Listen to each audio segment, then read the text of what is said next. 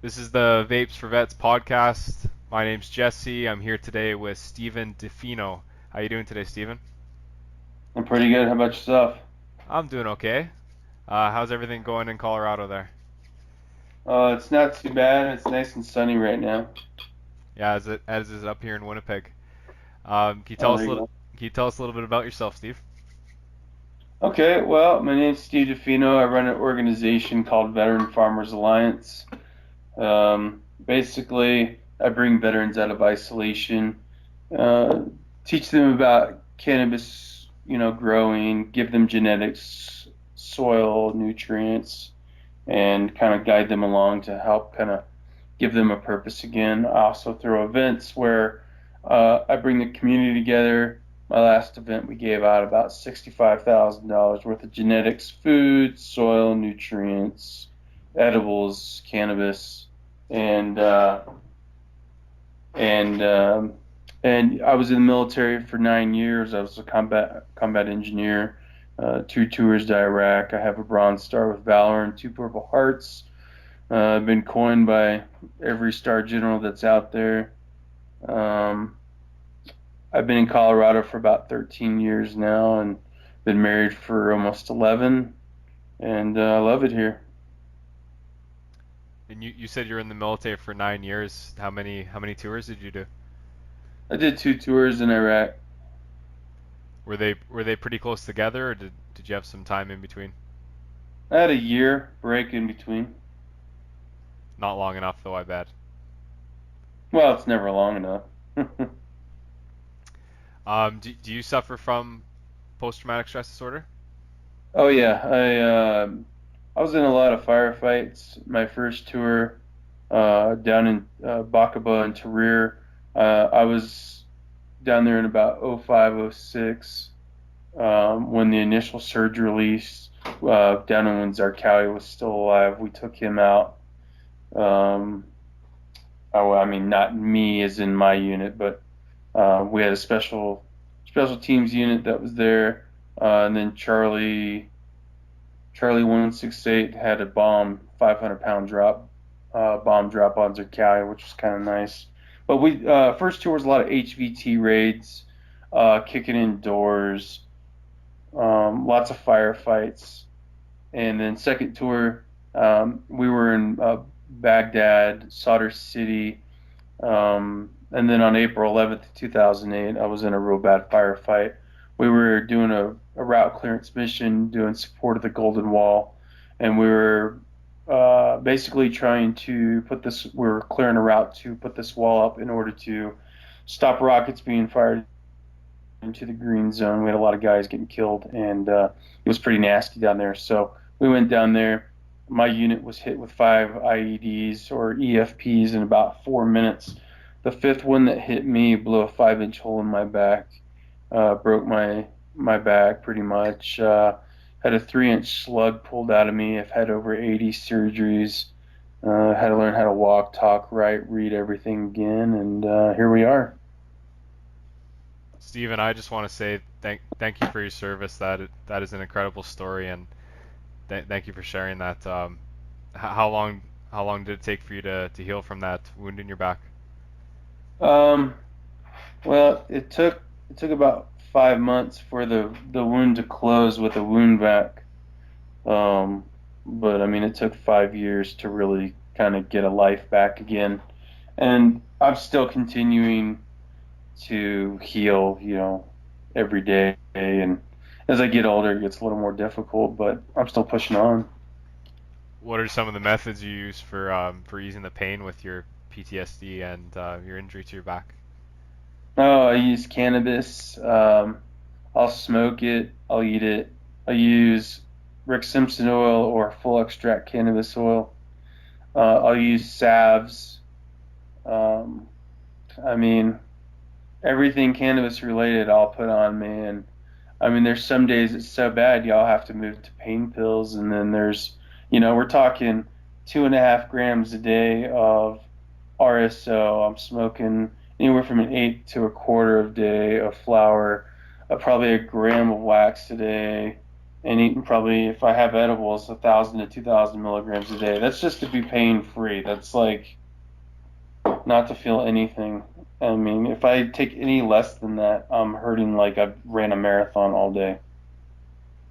Sounds like you need a lot in Colorado. Do veterans have access to affordable medical marijuana, or is it pretty expensive? Well, there's okay, so that's a two-part question. There's affordable, and then there's quality. And most of the time, the veteran can't afford both. So what they're left with is this low mid shelf 95 $100 ounce weed that I wouldn't even give to the sickest person to heal with. And this is what they're left with. Now there's some dispensaries out there that are really, really, really good, but there's about five in all of Colorado that I would even say, hey, vet, go to this dispensary and get taken care of, because there's such a lack of responsibility in these commercial gardens. We're talking money, okay? That's all they see. They don't see a garden. They don't see medicine. They see money. They see money literally growing on trees. And people that own dispensaries, a lot of them, these big corporate guys, don't even smoke weed, so they don't even know what's being put into other bodies, because they don't even care. They're not even using their product. They're just turning a dollar. So you have a product that's subpar, that's not really working, and we're seeing a lot of guys suffer from it. And then you have guys like me that had a collective that were helping guys that the state shut down because they couldn't collect taxes off of me when I was willing to work with them and say, here, you want some money from me? Come get some fucking money from me, assholes. But they don't want to do that. So what am I left with? Now we're doing something else. But that'll be at a later date. And then when we work on that, that'll be the big fuck you to them, because they won't be able to touch us. We'll lower the prices in the market, and it will be a real slap to the face. They should have worked with us in the beginning. And you said a tax. There's a tax on medical marijuana, or is it just recreational? It's kind of complicated. It's a tax on medical growers, like private patients. So if you, like me, I'm a medical grower, so I have my medical card. I have a 75 plant count. I had two gardens in my house. I had a two light room and I have a four light room that's downstairs in my garage. Unfortunately, all that's gone now because you can only grow 12. So I built another garden down south to where I can grow my actual plant count, because in order for me to be able to sustain what I need to be able to sustain, I need a minimum of 29 plants to grow. I mean, we're talking almost 7 pounds of medicine that I'll consume in 3 months. And you need that every day to keep the pain to a tolerable level. Right. I mean, my consumption a day is well over $300 just in using edibles, RSO, salves, and flour and concentrates. I mean, it's like the RSO, each pill that I take is about $30.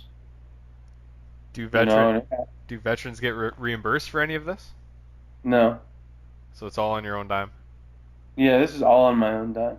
I don't like. I've tried to get investors to help me, and they're all like, yeah, yeah, but they want that money back fast. They don't want it back slow, and it's gonna come back. It's just it comes, but then that's not what they're about. Everybody's about and if anybody's trying to open a dispensary in Colorado, let me tell you, you're 5 years too late. Unless you're gonna be like, I'll give a shout out real quick because they're one of the people that hooked me up and helped me out. Apothecary Extracts.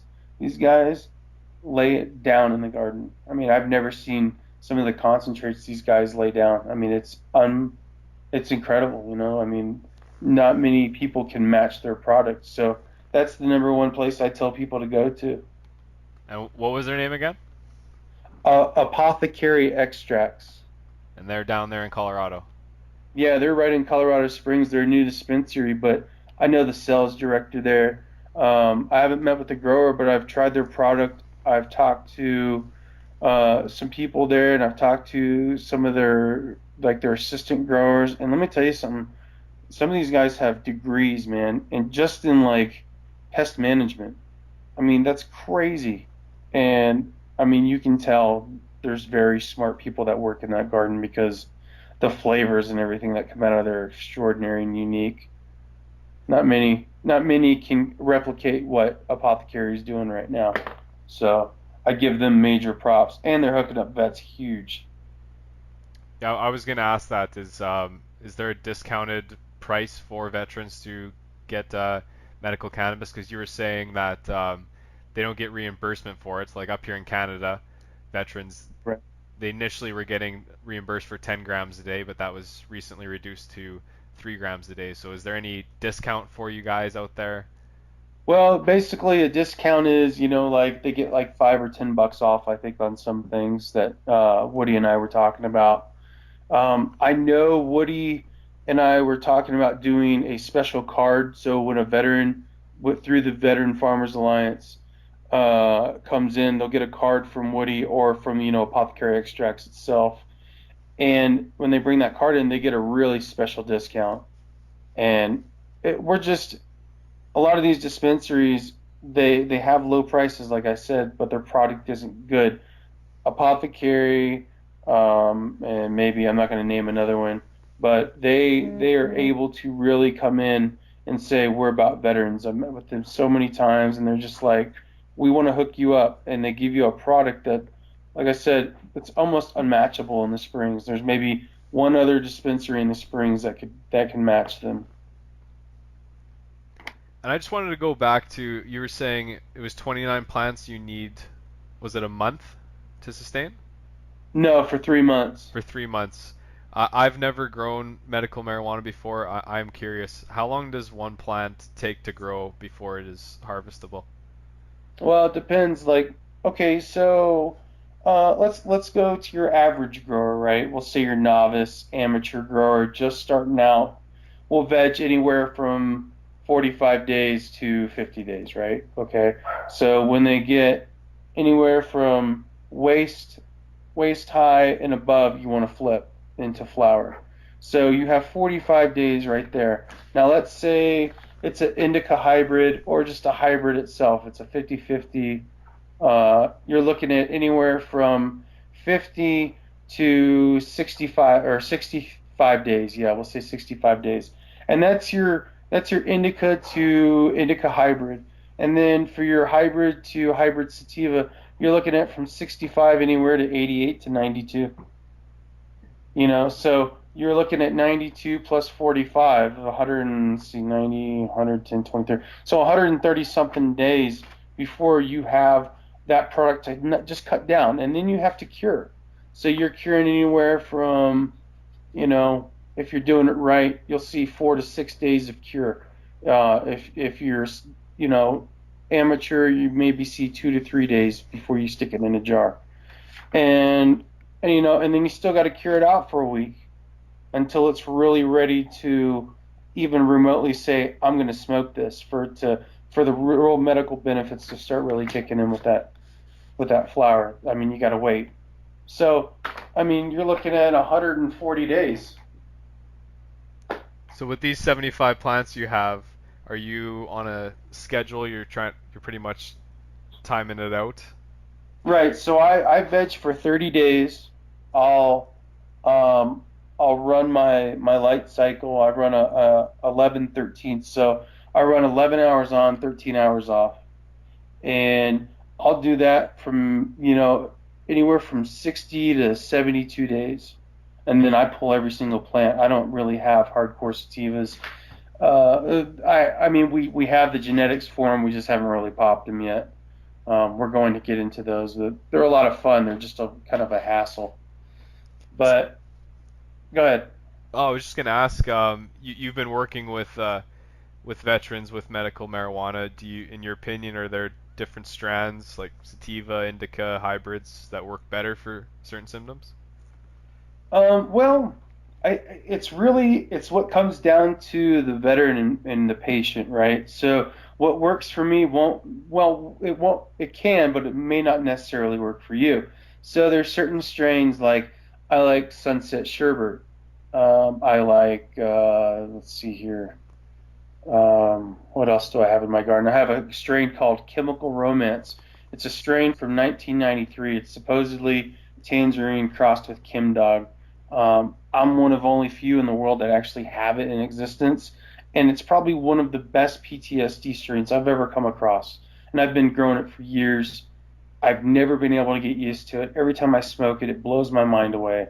It's such a good creeper weed, and I think that's one thing we should establish is creeper weeds, something that builds up over a time instead of you getting blitzed right out of your mind right off the bat. That's a good thing, but creeper weed, man, that's probably some of the best stuff for PTSD because you'll smoke a couple hits, you'll put it down, wait 10 minutes. If you're high, cool. If not, you go back, take a couple more, and it slowly rises versus you took two and now you're overwhelmed.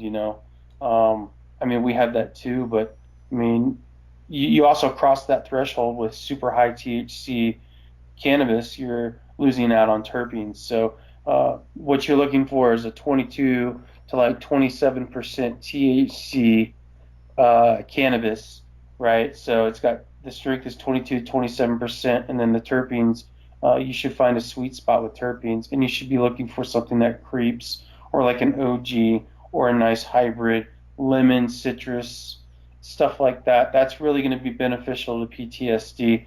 We see a lot of people respond to more lemon terpenes like limonene, and we see a lot of mycene, like mango and stuff like that. People really respond to those two terpenes most effectively with PTSD that we've seen. So, in your experience while working with veterans, what benefits have you noticed from veterans using medical cannabis over traditional prescription pills? Well, the raging, anxiety, when guys, they'll get real nervous around people or crowds, and they'll want to back away. We'll back away, we'll smoke a joint, we'll go back in. They're in there till it wears off and they go smoke again. Like instead of being there for 10, 15 minutes, freaking the fuck out and just going home, you go out there, smoke a joint with them. 10 minutes later, they go back in. They're partying up. They're having a good time. They're not thinking about what's on their mind. They're not scanning for fucking terrorists. They're not looking for fucking, anything out of the ordinary. They're just living up the moment, taking their mind off the bullshit. And that's what cannabis does. Like all of us, we all have this endocannabinoid system. I don't know other people have come on and talked about it yet, but what happens with PTSD is that begins to malfunction. And when that malfunctions, our hypothalamus malfunctions, the serotonin doesn't really get released, and our frontal cerebral lobe just starts to shut down. And then, so what cannabis does is it fires all that back up again and lets you feel good. This is like summed up second grader understanding, but what really needs to be understood is cannabis reactivates things needed in your body to overcome the disability that PTSD is projected onto us, the way it makes us feel. It doesn't stop it completely, but it allows us to be able to process those thoughts and not feel disturbed, not let us take our concentration away from our families and our friends, and it allows us to be or sort of feel normal. Like I live a life where cannabis only works about 50 to 60% for me, and I still have to rely on an opiate sometimes for my pain. And that's just the way I have to live, and that sucks because when I have other veterans that smoke my meds, they're 100% pain free. They're 100%, almost 100% PTSD relief. They're not having seizures. They're not having raging episodes. And it's frustrating when you look at yourself in the mirror and you can't achieve the same results because unfortunately you got hit too hard. And that's the real struggle I deal with every day versus, I guess, another veteran that hasn't been through, but yet they've been through combat. I think with injury, it just makes the effects so much more worse and makes it so difficult to really overcome the effects that we have from PTSD with the effects that we have from chronic pain. With post-traumatic stress disorder, is that something that someone can eventually get over or not have as strong effects from? Well, I've had PTSD. I'll tell you right now, I've had PTSD since 2005, and so we're talking almost 13 years, and I've seen dozens. I mean, dozens of therapists, and I think the only way it never goes. I don't think it ever goes away. I think you have to talk about some of the shit you went through as much as it disturbs you, and you have to put yourself out there, and you have to make yourself feel uncomfortable. After all, that's who we were in the military. We made others feel uncomfortable. That was our job. Or we were made to help others, but we were very intimidating. And we have to think about that when we have PTSD. We have to think about fighting PTSD by trying to intimidate it, not letting it control us, telling it that, hey, fuck you, you're not going to sit in my head, I'm not going to let you be the victim. But, then again, after 12, 13 years, man, I still have my days where I isolate. I still have my days where I cry. I still have my days where I get flashback after flashback after flashback, and it just will not stop. And it wears you out, and you just struggle, and, it becomes very difficult. And but the more you talk about it, the more you try to get it out. I think that's the best thing to do, as well as you got to find some veterans you can talk to. You got to find some veterans that have been through the shit you've been through. Like I got guys that I still talk to that were in my platoon, and if we have a hard time, sometimes we'll talk to each other. But you got to share it. Unfortunately, there's a lot of things a lot of guys can't share because they were spec ops, or some certain jobs where it was top secret, and or certain units that did psyops and stuff. None of those guys could talk about what they did, so it makes their challenge so much more difficult.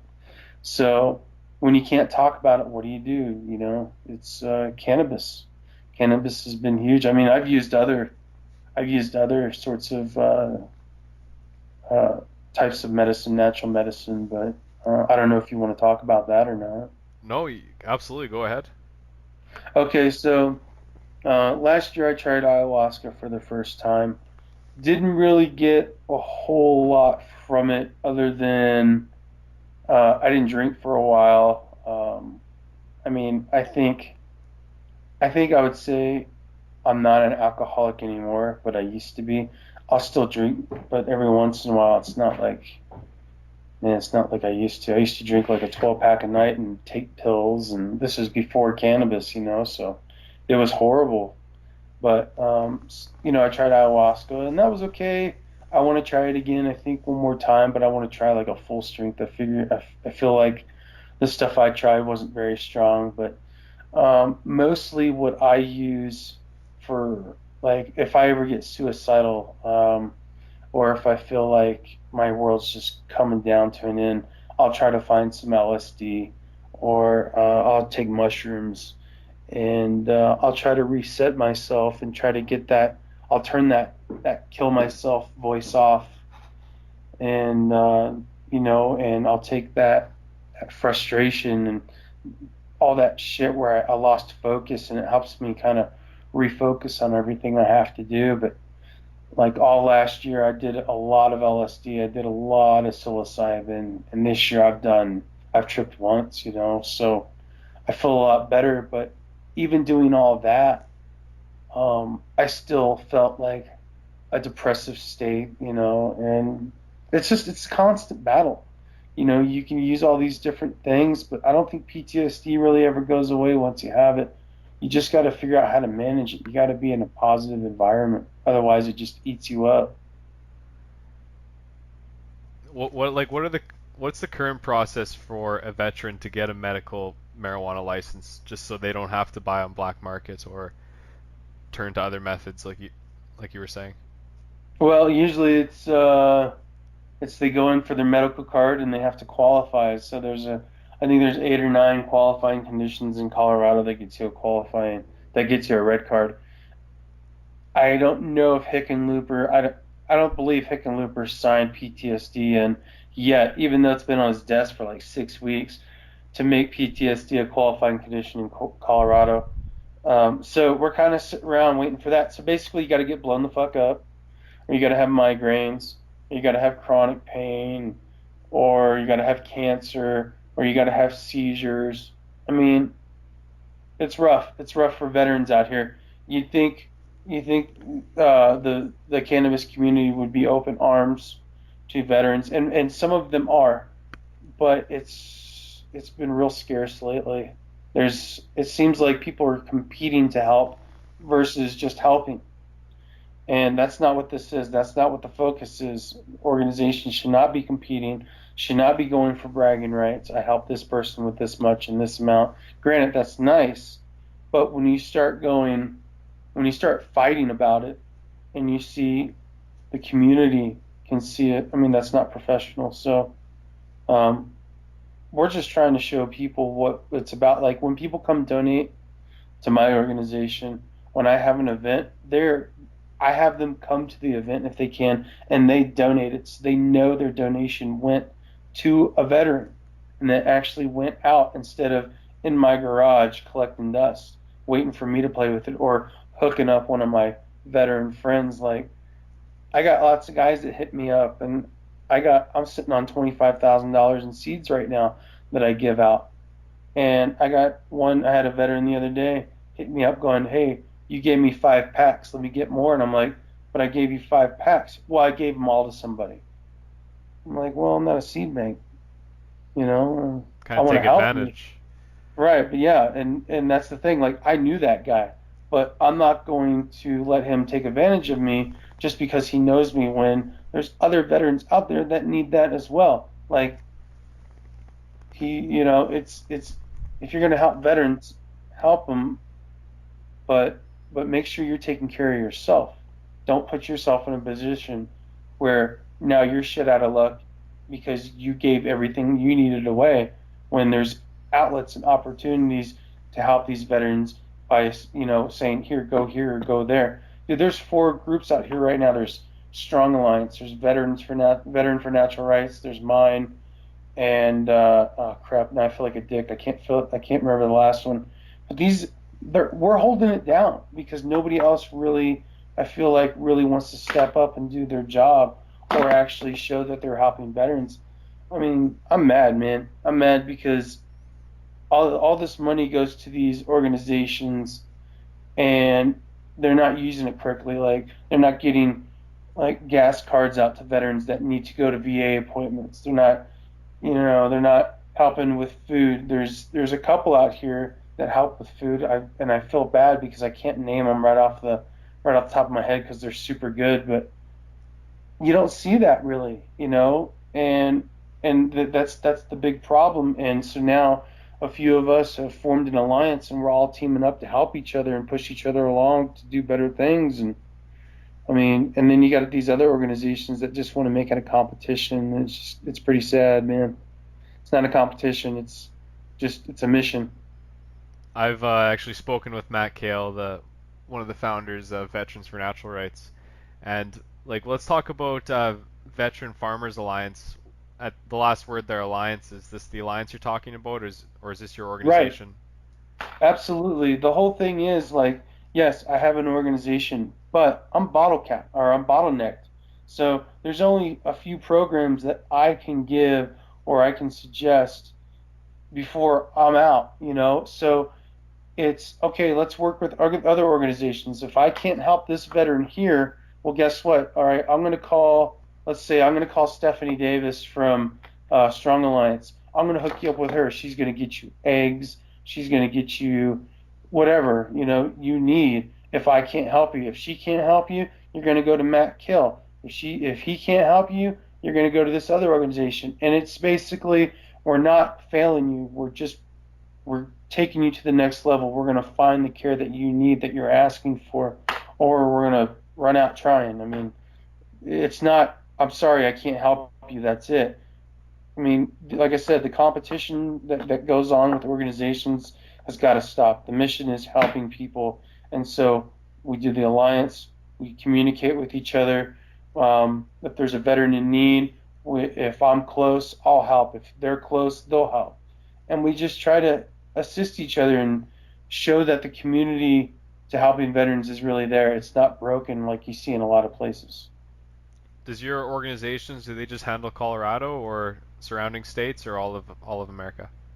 Right now, it's Veteran Farmers Alliance is just in Colorado, but I'm hoping to take what I have going on, forward in the next few years. I mean, I have so many sponsors that are just at the drop of the dime, man, just want to help, and they don't get a tax. They don't get a tax write off because I'm not approved yet, which I'm working on. But once I'm approved, these guys are going to get all their tax stuff done, and I'll be able to bring in more donations. Like, man, I want to get to the point where I want to buy like vehicles for veterans, homes for veterans, help them with their debt, like stuff like that. Like these big organizations do, but do it right. Families that haven't gone on vacation in years because they're veterans, either isolated or they've been in a wheelchair. Like, buy the entire family a trip to Hawaii or something. Let them have fun. Give veterans and their families a chance again. And I think that's what the VFA is really all about, is helping these guys, come get out of isolation and show them that they can have a purpose again. Whether it be in farming, growing cannabis, or whatever, hiking, biking, any retreats, stuff like that, or you put the idea of their own veterans retreat or organization in their head, like that happened with me. So it's just the first step, I think, to doing. I'm sorry, I lost track of what we were talking about. Hey, that's all good. That's all good. I actually had a question for you. I don't know if you'll know this answer, but how many approximately veterans are there in Colorado alone? Oh man, I was talking to Matt about this a few weeks back. I think we estimated about 500,000. 500,000. Yeah. And do you know across the country how many? Oh no, I don't even have any idea across the country. Like it's I amazing think that there's just in one millions. state you have 500,000. Yeah, I mean, there's probably.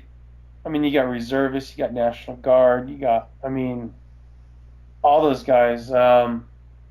Who knows? I'm sure there's millions and millions and millions. Unbelievable.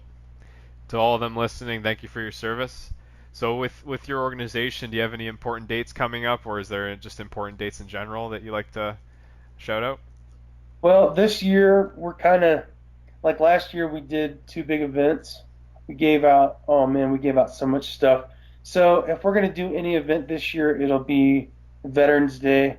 Otherwise, I'm doing a cannabis competition. It's a private cannabis competition in Colorado, and all the proceeds to that, anything that's left, all the cannabis that's left, will be donated on Christmas to veterans so they can have something to smoke on. Because, man, Christmas is rough, man. If you're all alone and you're a veteran, you've been through the shit. I mean, I thankfully have a family, but my family puts up with some pretty rough shit sometimes. So I can imagine if you're all alone and you got nothing going on, man, sometimes that joint or just that medicine will really just get you through a holiday.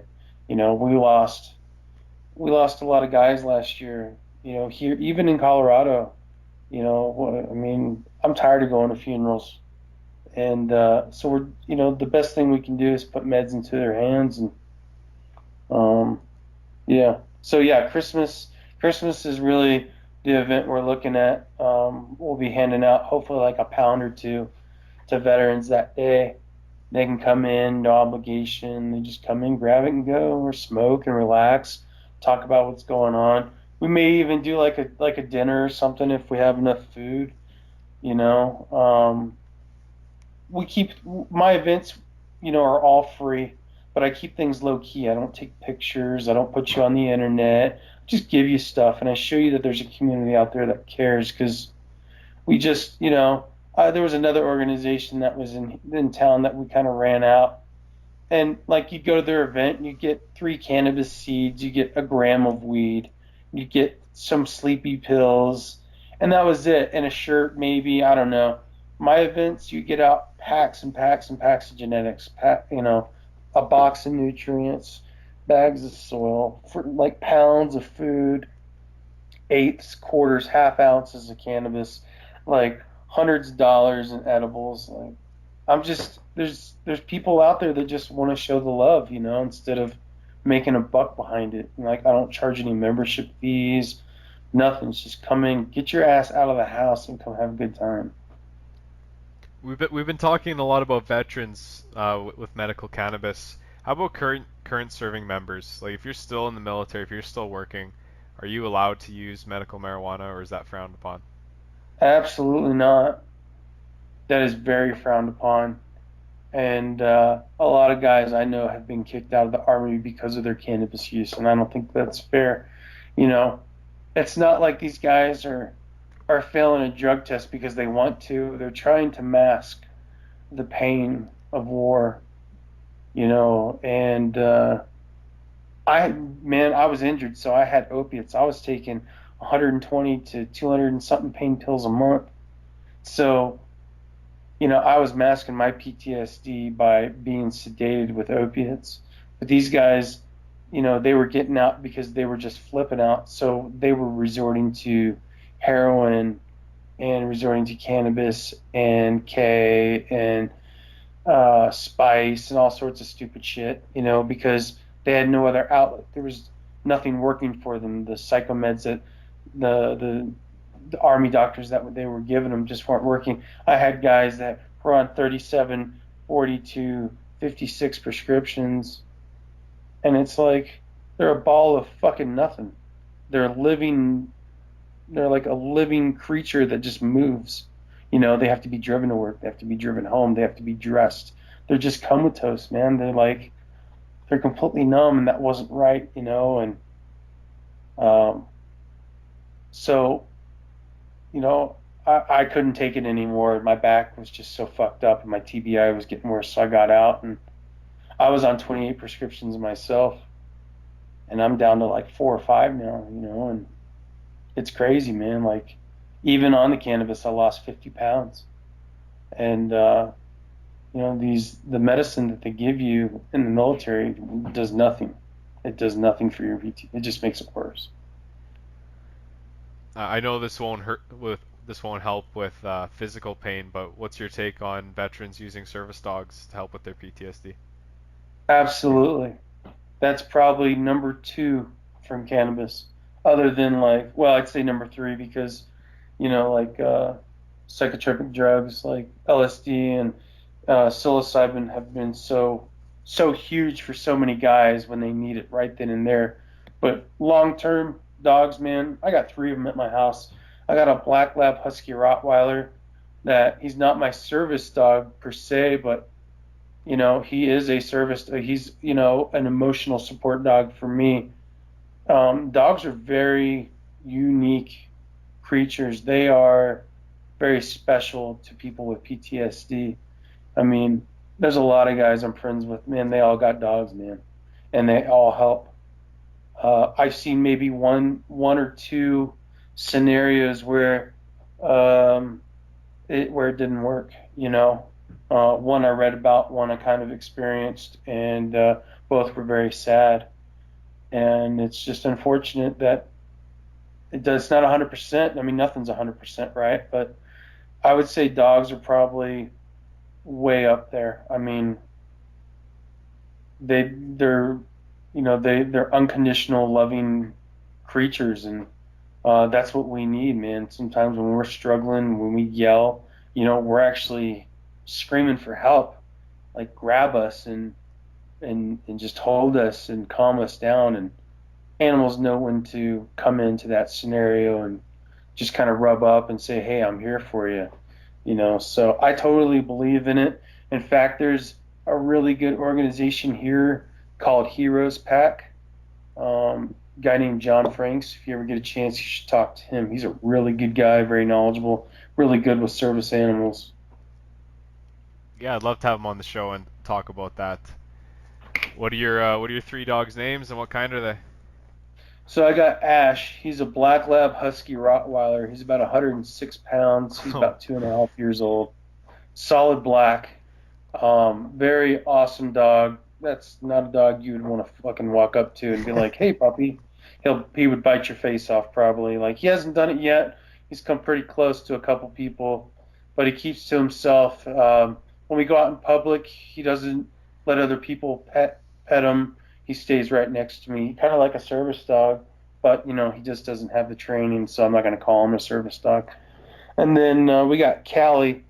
She is a four. She is a pit bull boxer mastiff. She's about 75 pounds, and she's got more boxer than in her than anything else. So she's very wild, rambunctious. Can't control her if people come over.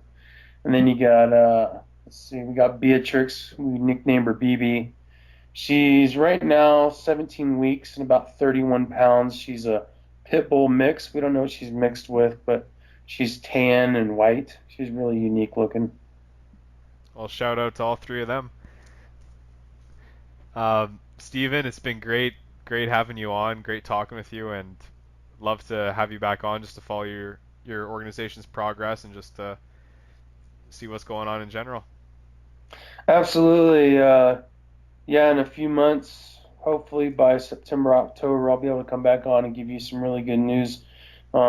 If it goes through, we'll be collapsing the cannabis industry in Colorado in a very elegant and fashionable way that they're gonna fucking really not like. Well, that sounds interesting. We're definitely gonna have you back on to talk about that. I'm sure Awesome. you don't want to give up too much just yet. Oh no, not yet. Soon though. All right. Well, until next time, Steven, thanks for coming on. This has been the Vapes for Vets podcast brought to you by Namaste Technologies. Can't wait to have you back on, Steven, and you have a great night. Thanks. Appreciate you having me. Appreciate it All right. Take care. too.